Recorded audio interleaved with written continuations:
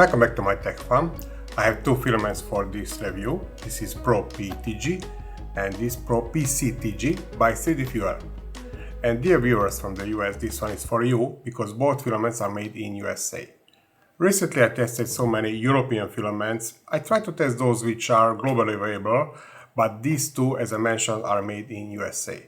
I bought these filaments myself, partly from the patent donations, partly from the budget which I got from the polymaker, who became a channel sponsor. And in this case, shipping costs and the customs from the US to Europe were much bigger than the price of the filaments. Recently, a 3D printing nerd created a video about this PCTG, and there in that video they mentioned that this is PETG on steroids, super impact resistant material and similar. And besides that, I was bound with the request to test this material, and it will be compared with the PETG. Few specifications from the website. About PCTG, it is 30 times tougher than PETG, more flexible than PETG, better chemical resistance, low moisture absorption, no enclosure is required, available in many colors and AMS compatible. Okay, I think it is time to clear a few things. I hope I will not scare anybody, but let's talk about material science a little bit. So what is actually PETG and PCTG? PET is made from terephthalic acid, TPA, and ethylene glycol, EG. PCT is made from TPA and cyclohexadimethanol, or CHDM. And when the TPA is reacted with both EG and CHDM, the result is copolyester, commonly called PETG or PCTG. But which one? The polymer is typically called PETG when ethylene glycol or EG is major diol, more than 50%, PCTG when CHDM is the major diol.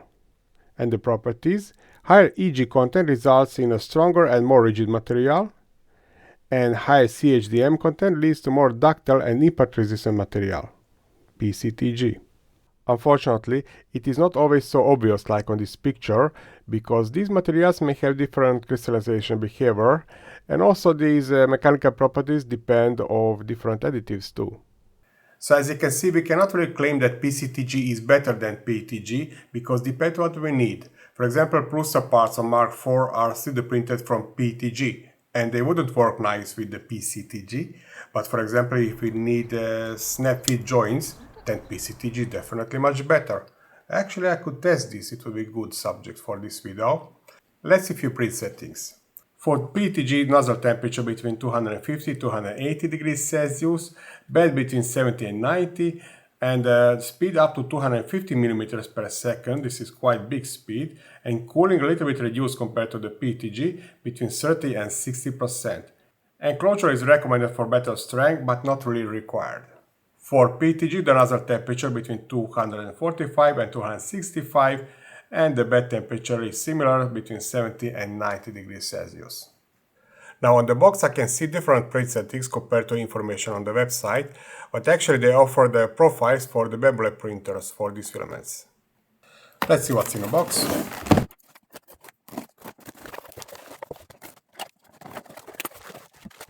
Plastic spools. Here I can feel the vacuum, but on the other one the air leaked in. These are not resealable bags.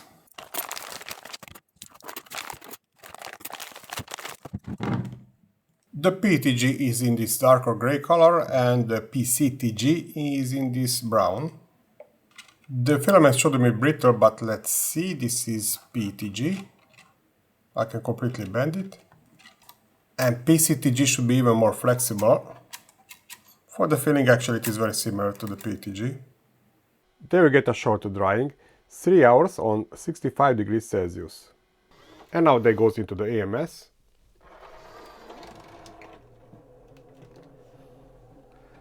And the printing will be on the P1P, which is open printer.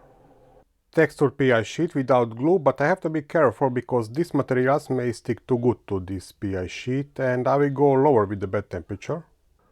On 3D Fuel website we can find the profiles for this PCTG, and they are available for different bevel printers. Now let's check the numbers in the slicer. The temperature are raised from 260 to 270 degrees Celsius, 12 is the maximal flow, and this is the default part cooling. Okay, the first layer is finished and the start is good. The printing is at 50% and it's very clean, there is no stringing. Few more minutes, it's printing the last test object. Just quick bed adhesion check. Okay, it's coming down. For this PETG I don't have the profile, so I'm using the generic PETG and I raise the temperature to 260 degrees Celsius. 12 is the maximum flow and the part cooling I reduce a little bit. Start of the PETG is also very nice. And it's printing the last few vertically printed test objects. It's still hot, bed adhesion check. It's much better now and I use 80 degrees Celsius on the print surface. Pay attention to those vertically printed test objects. Bottom part is matte and the top is shinier because the bottom part was printed faster and later it slowed down because of the minimal layer printing time. Bed is 50 degrees Celsius, but it should be okay now. Yes. I need these buckles, mostly for thumbnail image, but also for the real usage. This is from PETG and this one from PCTG. Later I will test them, but only I will test them and tell you my feelings, how they operate. But I know that you like me to break things, so this will be for the breaking too. Layer adhesion test object, but start with PETG and the top is PCTG printed on higher temperature. And I'm just curious, what if I switch the order? So here the PETG is on the top, printed on lower temperature. Theoretically, this will have a lower layer adhesion compared to this one. What do you think? Quick shrinking test. I'm starting with PCTG and I'm measuring above the elephant foot. Wow, coincidence. And now PETG. Very accurate both. And now I'm starting with the tensile test. These are printed in horizontal position.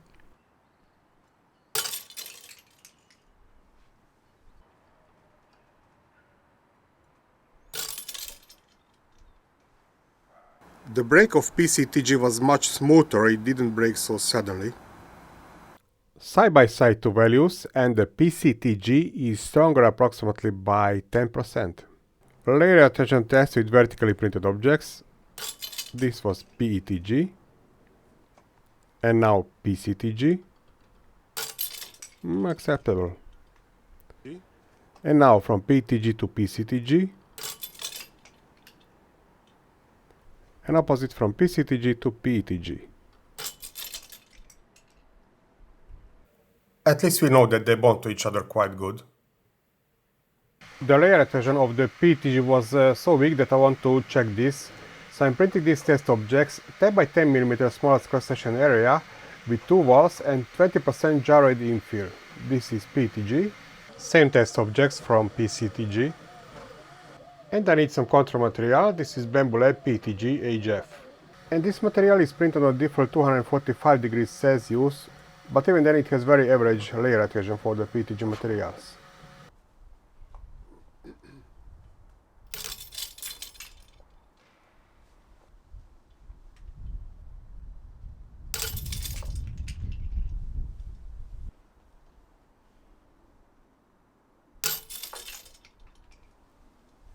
I decided to try one more time this PETG, but this time the print temperature is 270 degrees Celsius, so 10 degrees Celsius more than previously, and also I reduced the part cooling to half from the default. The print quality of these overhangs is still good.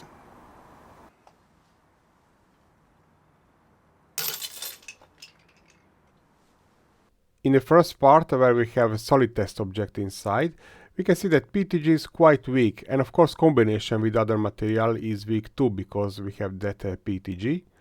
Now the PCTG has acceptable layer adhesion according to my scale. With these test objects, which is 10 by 10 mm on smallest cross-section area and 2 walls 20% infill, we can see of course the PETG is again weak too.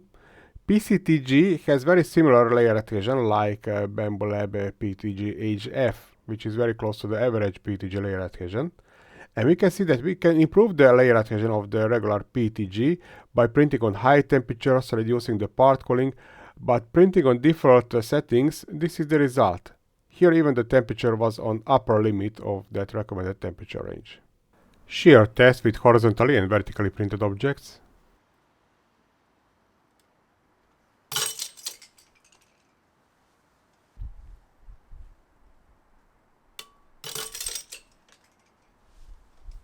With horizontally printed objects, PCTG is stronger, but the difference is not so significant.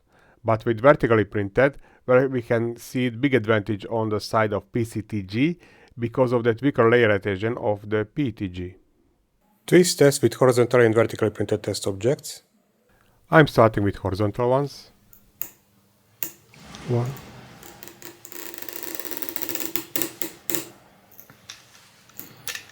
One point 3. Maybe I could go even further.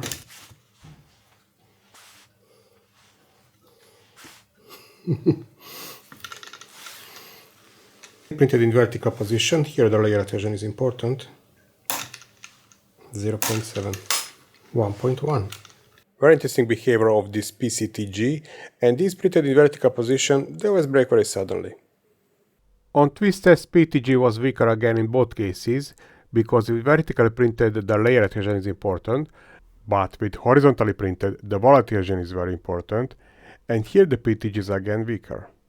Impact test with this half kilogram hammer, and I'm starting with PETG.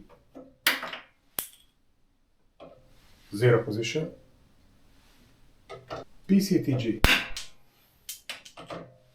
For the PCTG, just in case I was prepared to measure it on this stronger machine which can measure up to 5.5 joules, but unfortunately there was no need for that.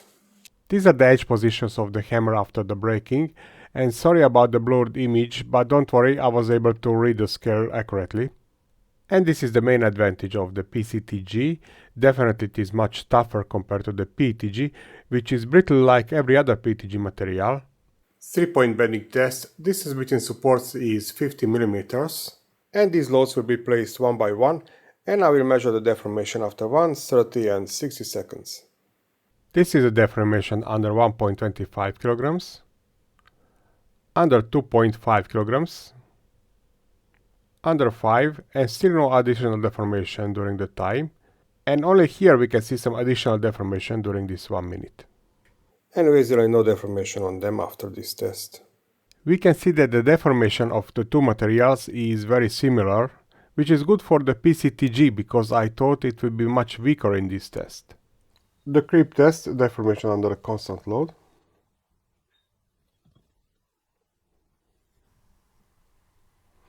(17.73) 17.62. Interesting, this means less deformation on PCTG. I thought it would be opposite. And this is day 5. Let's measure them. 20.32. 19.90. Less scraping. Let's remove the load. And the primary deformation looks very identical. On this graph we can see the distance between two reference surfaces, and even we can see a little bit smaller deformation on the PCTG, but these two lines are very identical, and if we watch the difference between 2 days, that's the creeping, and we will get the second graph, and here we can see actually that the PCTG slows down with the creeping much earlier compared to the PETG. Now probably this is not the best test for this material because I will do the tensile test on these parts here. Much better would be if I could test how much bending I can do with this material before the break, or how many repeats I can do before it fails.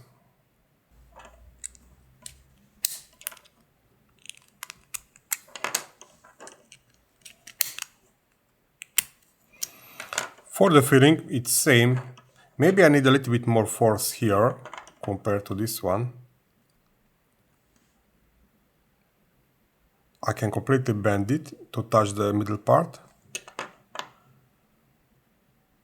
This one here, but I can feel that it is harder. I have to figure out some experiment in the future to test this actually. But let's break some plastic now. This is PETG. and this PCTG. Very similar fracture in both cases. This means if I would make it more solid here on this part, it will be stronger. But for me, this information is enough. I want to show you one more thing I noticed when I bended these locking arms. Oh. The PETG broke during this bending. Well, not a scientific approach, but yes, PCTG is more flexible. Temperature test in the oven, and two on the left side are the filaments from this video. M10 nut is a small load, and the first deformation I recorded on PETG on 61 and on PCTG on 65 degrees Celsius, which is just a little bit below the average PETG filament. On 99 degrees Celsius I stopped the experiment when that ESA deformed too, and for the feeling or touch they are equally soft and flexible. And our results one more time without any additional comments. And these two lines will be added to the summary table for my Patreon supporters. This is my only gift for them because basically they keep this channel alive. Well, actually now together with the Polymaker, who became a channel sponsor in the meantime. Do you remember that part at the beginning of the video when I was talking about the material science, how rigid is the PETG and similar? Well, forget about it. Actually, Joel was right. This PCTG is better than the tested Pro PETG, which I don't really like because of its acceptable but still weak layer adhesion. We can improve this by raising the print temperature, but with this we have to go above the recommended maximal temperature, and also we have to reduce the part cooling. And actually this PCTG would be completely fine for those Prusa parts I mentioned at the beginning of the video. And huge thanks to all my Patreon supporters because they make this kind of videos possible. If you're not familiar, I earn approximately $10 per video from YouTube ads. And yes, now I have the budget from the Polymaker to buy some filaments I want to test. But for this kind of fees, sometimes that budget is not enough. Actually, to be honest, I spent this budget for next 3 or 4 months. But as I mentioned, together with the Patreon donations, I can basically test now any filament on the market. And I don't have to wait for the company if they want to send it to me or not.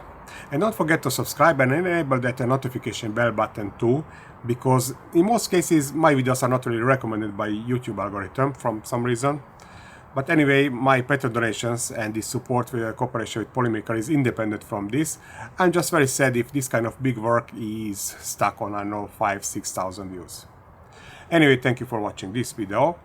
Leave me a few comments down in the comment section if you want, and happy printing.